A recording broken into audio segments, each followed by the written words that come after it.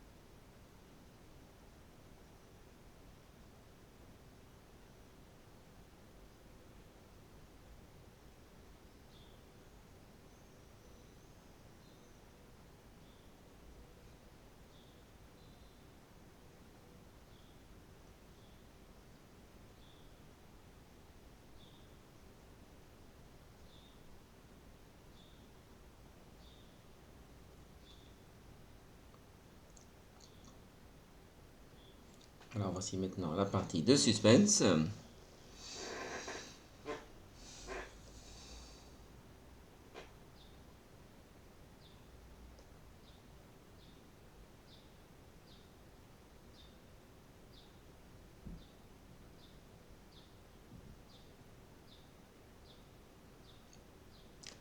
Donc voilà ce petit tour de magie. Ici assez naïf ici. Donc voilà, vous avez pu faire en même temps. Donc vous voyez que ce tour de magie n'a pas été spécialement apprécié sur YouTube, mais qu'importe. Voilà, donc maintenant revenons ici à la version que nous allons prendre dans le cours. Donc on va reprendre cet exemple. C'est cet exemple que l'on va ici reprendre.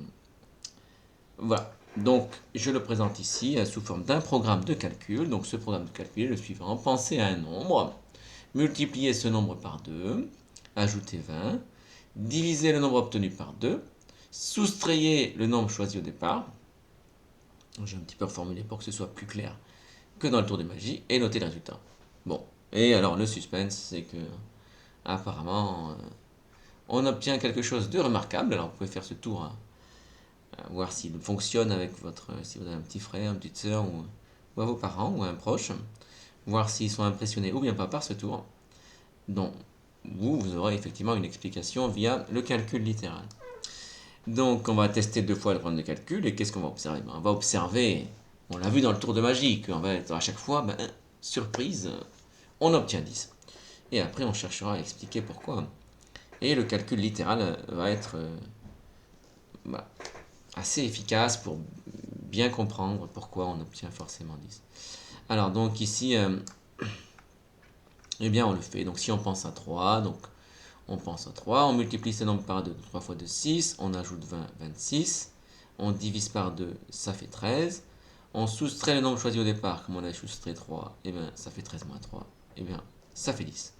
Par conséquent, on obtient 10. Pareil, si on pense à 15, on multiplie par 2, on obtient 30, on ajoute 20, on obtient 50, on divise le nombre obtenu par 2, on obtient 25, on soustrait le nombre choisi au départ, 25, il faut enlever 15 parce qu'on est parti de 15, 25 fois 15 égale 10. Et donc, on obtient 10.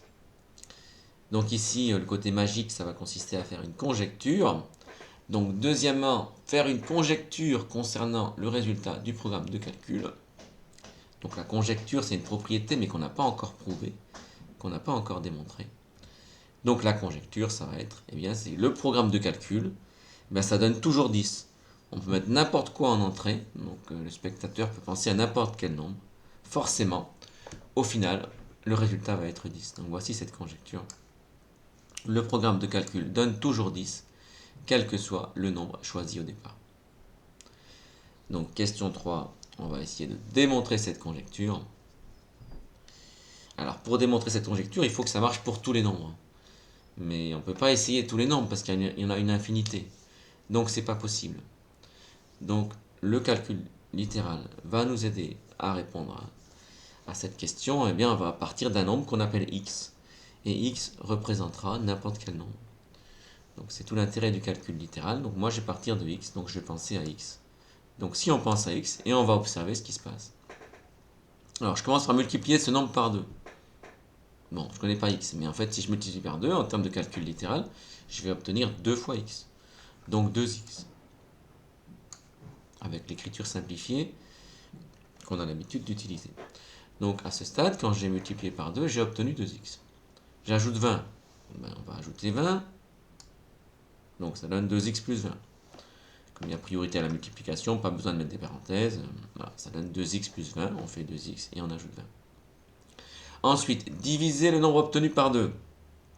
Donc là, je pourrais l'idée de diviser par 2. Mais attention, si je divise par 2 comme ça, si je mets juste un divisé par 2, compte tenu de la priorité, je vais faire 20 divisé par 2. Mais moi, c'est tout le nombre que je veux diviser par 2. Donc là, je vais devoir mettre une parenthèse. Donc, il faut être tout ça divisé par 2. Alors, j'ai mis un trait de fraction. Je vais mettre un petit divisé. Mais vous voyez qu'ici, quand on présente sous forme de fraction, donc ça fait 2x plus 20, le tout divisé par 2. L'intérêt quand on met un trait de fraction, c'est qu'il n'y a pas besoin de parenthèse, elle est sous-entendue. Et 2x plus 20 divisé sur 2, on a vu, c'est la règle de calcul sur les fractions. Quand on va faire ce calcul ici en fraction, là,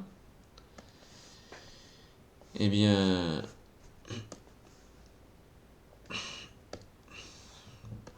voilà. Quand on a mis ici 2x plus 20 sur 100, c'est pareil que 2x sur 2, hein, quand on a ce calcul à faire. 2x plus 20 sur 2, eh bien c'est pareil que 2x sur 2 plus 20 sur 2. Donc autrement dit, c'est pareil que 2x sur 2, ben, ça fait x. Plus et 20 sur 2, 10.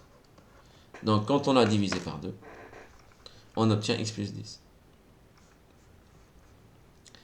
Ensuite, quand on enlève le nombre de départ, ben, il faut enlever x. Donc ça fait x plus 10 moins x. Et donc, eh ben, en fait, ça devient très clair finalement pour le calcul littéral. C'est que x plus 10 entre parenthèses moins x, mais là, les parenthèses, elles ne servent à rien, donc j'aurais pu ne pas les écrire. Puisqu'on sait qu'on peut les enlever. Donc on obtient 10. Donc forcément, quel que soit le nombre de départ que j'ai appelé x, j'obtiens 10. Donc j'ai prouvé, grâce au calcul littéral, que je peux essayer n'importe quel nombre. Vous pouvez mettre 32, 28 000, 3,851, pi, n'importe quoi. Vous trouverez toujours 10 comme résultat final. Donc vous voyez que ça vous permet de faire un petit tour de magie que le calcul littéral permet très bien de comprendre et d'expliquer. Alors on va en faire un deuxième ici dans le même registre ici. Donc le tour de magie numéro 2, le voici.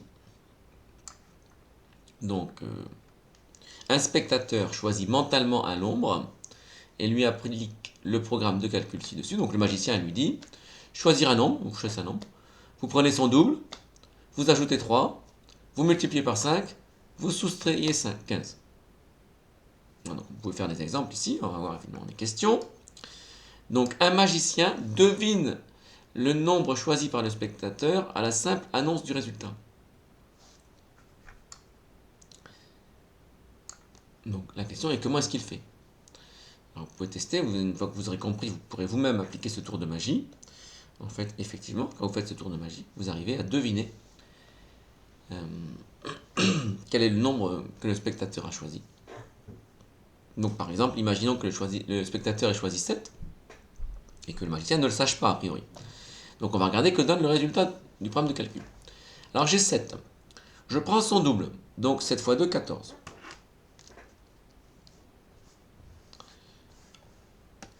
Je prends son double, 7 fois 2, 14. Ensuite, j'ajoute 3. 14 plus 3, ça fait 17. Je multiplie par 5. Alors, il faut faire 17 fois 5. 5 fois 7, 35, je retiens 3. 5 fois 5 et 3, 8. Donc on obtient 85. Je soustrais 15. Donc j'enlève 15. 85 moins 15. J'obtiens 70. Donc si le spectateur a choisi 7, le programme de calcul donne 70. On va observer ici la correction. Donc si le spectateur choisit 7, non, alors j'ai refait les calculs ici, on obtient 70. Question 2, expliquer comment procède le magicien et pourquoi il est sûr de ne pas se tromper.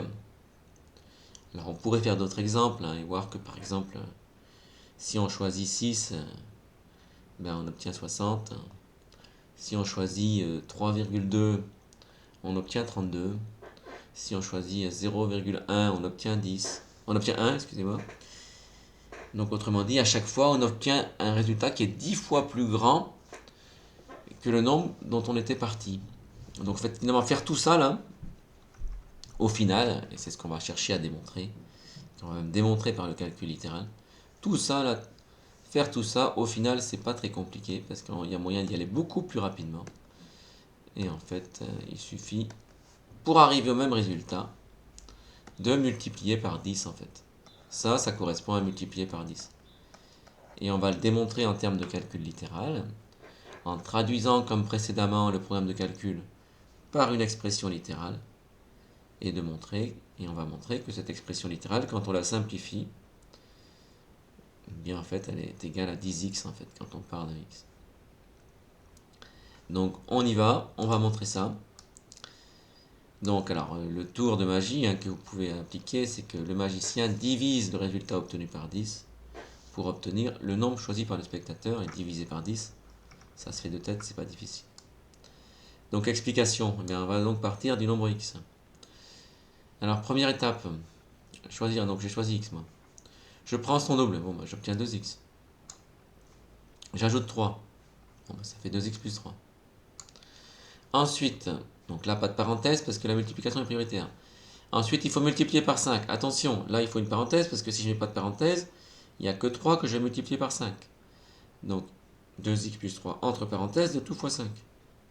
Que je peux mettre le 5 devant. Donc je peux aussi ne pas écrire le multiplier devant une parenthèse.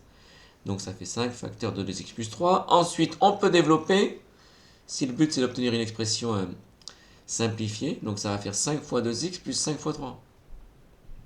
Autrement dit, une autre façon de voir où on en est arrivé à ce stade, c'est de dire qu'on est à 10x plus 15. Je pourrais l'écrire comme ça, mais je peux l'écrire comme ça parce que c'est pareil. Les deux expressions ici sont égales. C'est la distributivité. Ensuite, on soustrait 15. Donc en fait, ça va être 5 facteur de 2x plus 3 moins 15. Mais finalement, si on le voit ici, ce sera 10x plus 15 moins 15. Les 15 vont être annulés. Il ne va plus rester que 10x. Donc on obtient ça. Et donc on obtient 10x. Et par conséquent, ça prouve que le programme de calcul, eh bien en fait, au final, il ne fait que multiplier par 10. On peut obtenir directement le résultat en multipliant par 10 le nombre choisi au départ. Et ça permet aussi d'aller à l'envers, comme le fait le magicien, pour obtenir le nombre que le spectateur avait choisi au départ.